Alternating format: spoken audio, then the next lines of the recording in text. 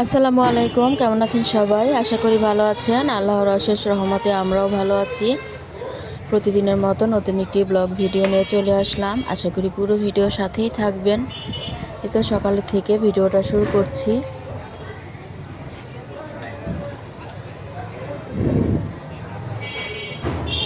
তো আজকে আর রুটি বানাবো না, রুটি বানানো আছে, ওর বাবাকে ভেজে দিব। আর মেয়েরা আজকে পান্তা ভাত খাবে, তো এই জন্য ওদেরকে ভাত ফ্রিজ থেকে বের করে রাখছিলাম অনেক আগেই। তো এখন ভালোভাবে ধুয়ে এরপরে একটা ডিম ভেজে দিলাম, শুকনা মরিচ, লেবু আর কাঁচা মরিচ দিয়ে ভালোভাবে মাখিয়ে দিচ্ছি। তো পান্তা ভাত এইভাবে ডিম ভাজা দিয়ে খেতেও কিন্তু দারুণ লাগে। তো ওদেরকে আমি চটকে মাখিয়ে দিচ্ছি, দুজন মিলে খাবে। আমি তো রোজা।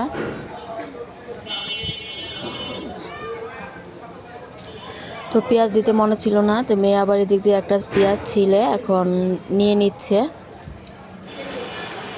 আর আজকে তো সকাল থেকেই বৃষ্টি শুরু হয়ে গেছে, প্রচুর বৃষ্টি হচ্ছে বাইরে। তো কয়েকদিন ধরে তো প্রতিদিনই বৃষ্টি হচ্ছে। তো আমি তো এদিক দিয়ে না ওদেরকে খাবারটা দিয়ে দিলাম, ওরা খেয়ে নিচ্ছে। আমি এখন রান্নার প্রস্তুতি নিচ্ছি। তো এখানে চিংড়ি মাছ বের করছি। তো আজকেও কারেন্ট নাই, কারেন্ট চলে গেছে, তো একটু অন্ধকার। আর কয়েক পিস পাঙ্গাস মাছ বের করছি, ওটা আমি লেবু পাতা দিয়ে রান্না করব, করলা ভাজি করব। আর চিংড়ি মাছ আলু দিয়ে, মটরশুঁটি দিয়ে, পেঁয়াজ দিয়ে রান্না করব। এখন আমি রান্নাটা বসাচ্ছি। তো অফ ক্যামেরা সব কিছু কেটে কুটে রেডি করে নিলাম। তো প্রথমে করলা ভাজিটা বসাচ্ছি, করলার সাথে একটা আলু কেটে দিয়েছি।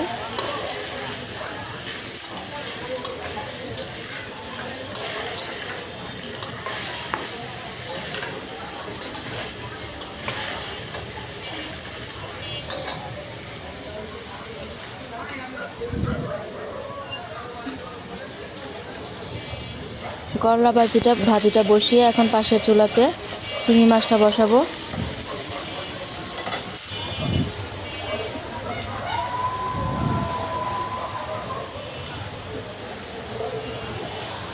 প্রথমে পেঁয়াজ দিয়ে এরপর চিংড়ি মাছটাও দিয়ে দিচ্ছি। চিংড়ি মাছটা হালকা ভেজে নিব পেঁয়াজের সাথে।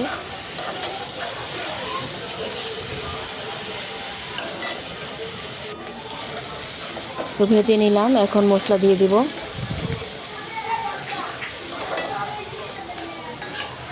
তো সাথে একটু আলুও দিব, ছোট ছোট করে গোল করে কেটে রাখছি। টমেটো দিয়ে, মটরশুঁটি দিব, দিয়ে এরপরে ভুনা ভুনা করব। তো এখন আদা রসুনের বাটা আর হলুদ মরিচের গুঁড়া, ধনিয়া গুঁড়া সব কিছু দিয়ে দিচ্ছি।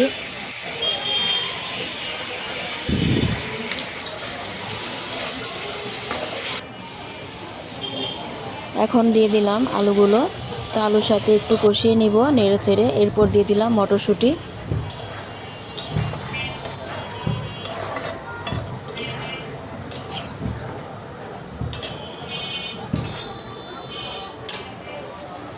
আর এদিকে ভাজিটাও আমি নাড়াচাড়া করে দিচ্ছি।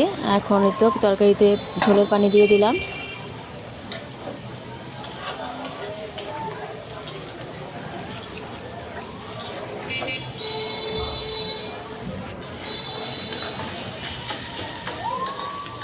তো ভাজিটা আমার হয়ে গেছে, নামিয়ে নিব।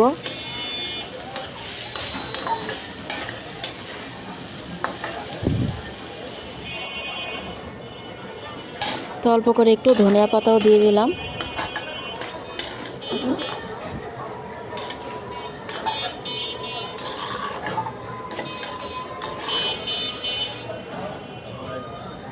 সেদিক দিয়ে তরকারিটাও আমার হয়ে গেছে। এখন নামানোর আগে ধনিয়া পাতা দিলাম। আর পাশের চুলাতে আমি ভাতটাও বসিয়ে দিছি। তো এদিক দিয়ে চিংড়ি মাছটা আমি রান্না করে বাটিতে বেড়ে রাখলাম, আর ভাজিটাও বেড়ে নিলাম। তো এখন অফ ক্যামেরায় ডালও আমি রান্না করে নিয়েছি আর কি। বাগারটা দাও বাকি আছে, আম দিয়ে দিলাম। আর এদিক দিয়ে পাঙ্গাস মাছটা আমি ছোট ছোট করে কেটে রান্না করব লেবু পাতা দিয়ে। তো লেবু পাতা দিয়ে এই মাছটা রান্না করলে খুব মজার হয়। তো মাছটা প্রথমে পেঁয়াজের সাথে একটু ভেজে নিয়ে এরপর এখন মশলা দিয়ে দিচ্ছি।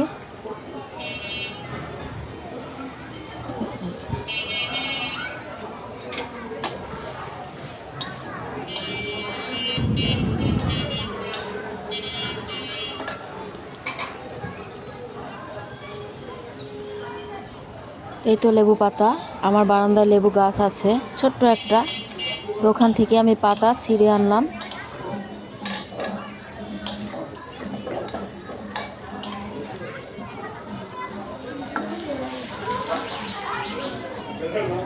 তো এখন ডালটা বাগার দিয়ে দিচ্ছি, ডালে আমও দিছি। এখন তো রসুন কুচি, পেঁয়াজ আর শুকনো মরিচ দিয়ে বাগারটা দিয়ে দিলাম।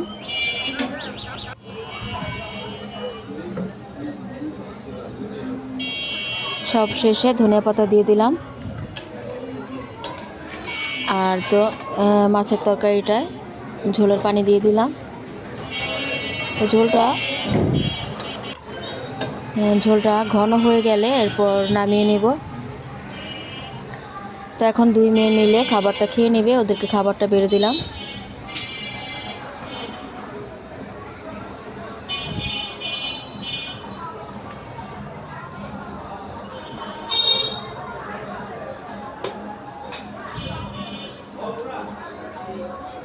তো এরপরে এই তো আসরের টাইমে চলে আসলাম, আচার বানাবো রাতে, এখন না, ইফতারির পরে। তো এখন আচারের জন্য যে মশলাগুলো ওগুলো আমি ভেজে নিব। তো এখানে সরিষা নিয়েছি আর পাঁচফোড়ন নিয়েছি, এগুলো ভাজবো, ভেজে ব্লেন্ডারে গুঁড়ো করব। গুঁড়ো করে মশলাটা আমি রেডি করে রাখবো। তো প্রথমে পাঁচফোড়নটা আমি ভেজে নিচ্ছি, এরপর সরিষার ভাজবো, শুকনো মরিচ ভাজবো।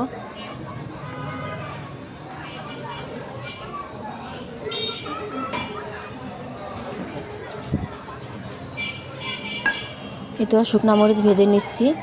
তো এটা সরিষার সাথে ব্লেন্ডারে গুঁড়ো করে নিব। তো এই তো গুঁড়ো করে নিলাম, পাঁচফোড়নটাও গুঁড়ো করলাম, আর শুকনো মরিচ আর সরিষাটা একসাথে গুঁড়ো করে নিলাম। আর বিকেলে বুটটা দুপুরে আমি ভিজিয়ে রাখছিলাম, সাথে একটা আলু কেটে নিলাম। তো এটা এখন সিদ্ধ করব। তো সন্ধ্যায় ইফতারিতে বুট বাগার দিব। তো বুটটা আমি প্রেশার কুকারে দিয়ে দিচ্ছি, কয়েকটা সিজ দিলে হয়ে যাবে। একটু লবণ দিলাম আর সাথে একটা আলু আস্ত করে দিলাম। আলুটা আর কি যখন বুটটা রান্না করব তখন এই ম্যাশ করে দিয়ে দিব। তো বুটটা সিদ্ধ হয়ে গেছে, নামিয়ে রাখছিলাম অনেক আগেই, এখন বাগার দিচ্ছি ইফতারির আগে। আর এখানে একটু ডাল বাটা ছিল ফ্রিজে, ওটা বের করে সাথে বেসন, বেশি করে পেঁয়াজ, ধনিয়া পাতা, কাঁচামরিচ দিয়ে পেঁয়াজও বানাবো। আর এই তো বুটের জন্য মশলা কষিয়ে নিচ্ছি।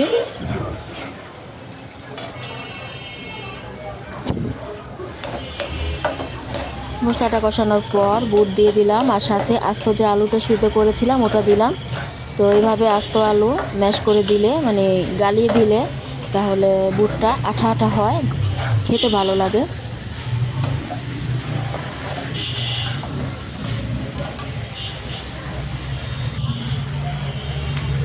খালি করে কয়েকটা কাঁচামরিচ দিয়ে দিলাম, একটা ফ্লেভারের জন্য তেজপাতা দিলাম।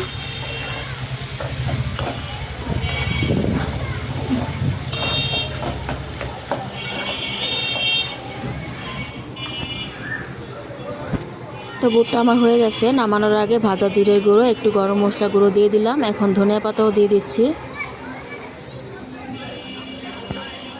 আর এটা হচ্ছে টমেটো সস, ডিপে ছিল।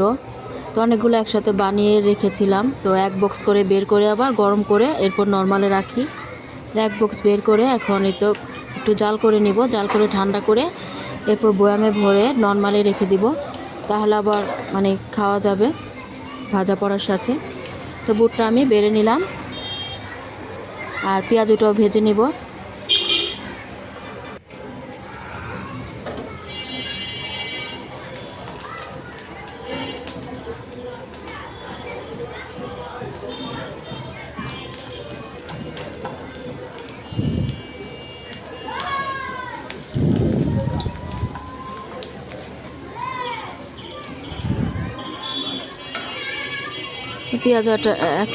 পেঁয়াজটা আমি উল্টে পাল্টে ভেজে নিচ্ছি।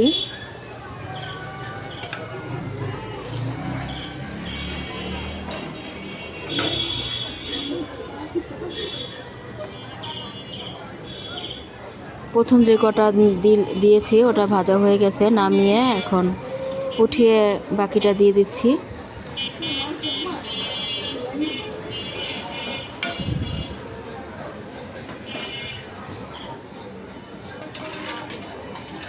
আর এই তো শরবতটাও বানিয়ে নিচ্ছি। তো পেঁয়াজটা ভাজা শেষ, শসা কেটে নিলাম, লেবু কেটে নিলাম।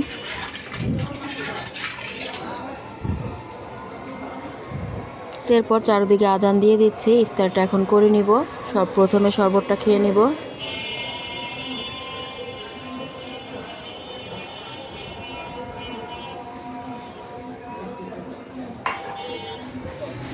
তো আমার মেয়েরা বুটটা লেবু চিপে শসা দিয়ে খেতে খুব পছন্দ করে, ওরা লেবু দিয়ে খাবে।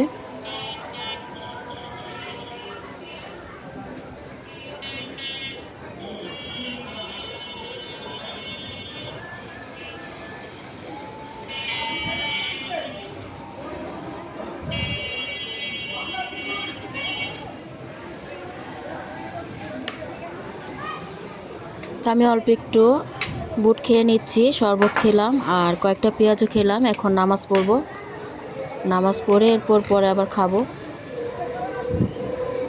তো এভাবে শসা আর লেবু চিপে বুট খেতে কিন্তু দারুণ লাগে।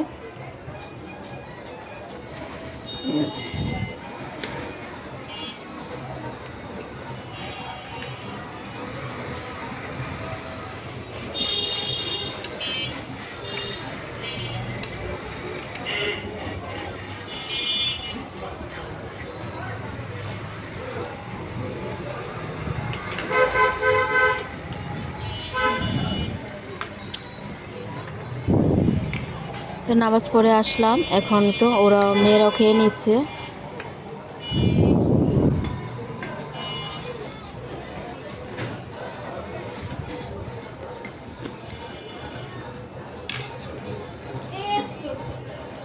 তো সবশেষে এখন একটু মুড়ি মাখিয়ে নিচ্ছি।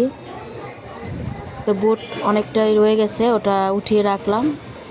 আর অল্প একটু বুট আর গাছ থেকে পুদিনা পাতা ছিঁড়ে এনে পুদিনা পাতা, লেবু, শসা দিয়ে একটু সরিষার তেল দিয়ে এখন বুটটা মাখিয়ে খাচ্ছি। খুব মজা লাগছে খেতে। একটু পেঁয়াজ দিলাম, মানে সব কিছুই মুড়ি মাখা যা যা দেয় সব কিছুই অল্প অল্প করে দিয়ে অল্প একটু মুড়ি মাখালাম। আর গাছ থেকে যে পুদিনা পাতাটা দিয়েছি, এই পুদিনা পাতা দিয়ে মুড়িটা খেতে খুব ভালো লাগে। তো ইফতারের পর জিরিয়ে রেস্ট নিয়ে এখন আচারটা বানাবো। তো আমটা আমি দুপুরে কেটে রাখছিলাম। তো ঝুরি আচার বানাবো, যেহেতু বৃষ্টি বাহিরে শুকাতে পারিনি। তো শুকাতে পারলে আর কি এটা বাগার দিতে হয় না। তেলটা গরম করে আমটা শুকিয়ে নিলে তেলটা গরম করে বয়ামে তেলের সাথে ভরে রাখলেই হয়। কিন্তু বৃষ্টির কারণে আমটা শুকাতে পারিনি, তাই এখন বাগার দিব। তো বাগারের জন্য এখন সরিষার তেল দিলাম আর সব মশলা আমি সামনেই রাখলাম।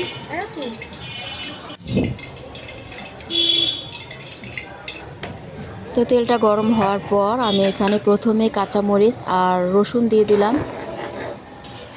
এই আচারটা, এই ঝুরি আচারটা রসুন, পেঁয়াজ, কাঁচামরিচ, পেঁয়াজ সব কিছু দিয়ে তারপর আচারটা বানাই।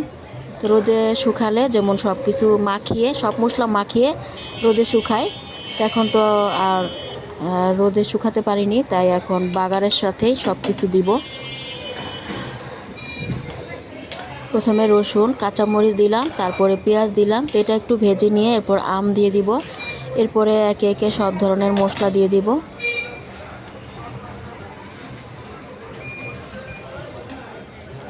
তো এই ঝুরি আচারটা প্রতি বছরই বানাই।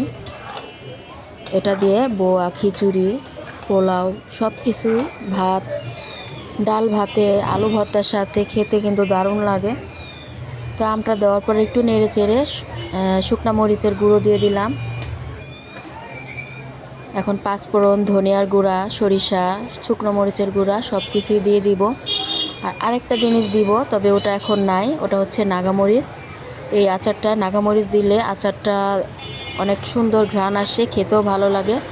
তা নাগামরিচটা যখন আনবে তখন আর কি কেটে কেটে বয়ামে আচারের সাথে মানে দিলেই হবে, পরে দিলেই হবে। যে বয়ামে আচারটা ভরার পরও ওই বোম্বাই মরিচটা কেটে কেটে দিয়ে রাখলেই হবে। তো যখন আনবে তখন দিব। চিলি ফ্লেক্স দিয়ে দিচ্ছি। এখন আমি কিছুক্ষণ জাল করে ভাজা ভাজা করে নিব।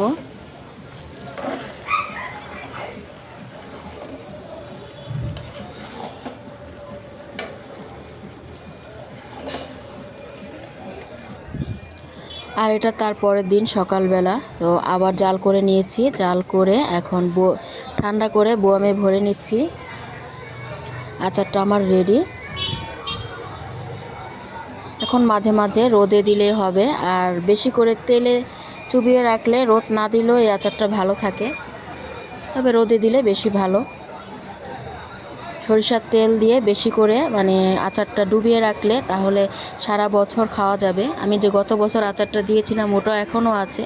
তো আজকের মতো ভিডিওটি এই পর্যন্ত। আল্লাহ হাফেজ।